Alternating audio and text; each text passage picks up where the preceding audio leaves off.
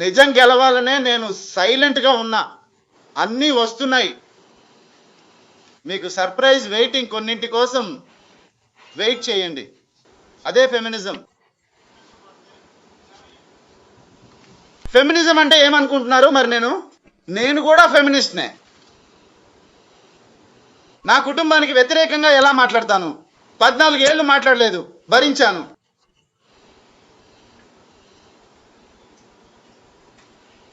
నా పిల్లల్ని చూడనివ్వట్లేదు.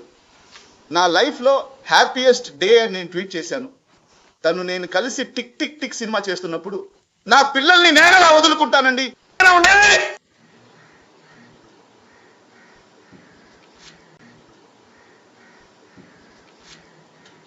50 లక్షల రూపాయలు తెలుసా? ఇద్దరు స్కూల్ ఫీజు ఎన్నేళ్ళుగా కడుతున్నాను. వాళ్ళకి మంచి లైఫ్ రావాలని. నా పిల్లల గురించి కానీ నా వాత్సల్యం గురించి కానీ మాట్లాడకండి. మీలో ఎవ్వరికీ దాని గురించి ఏమీ తెలియదు.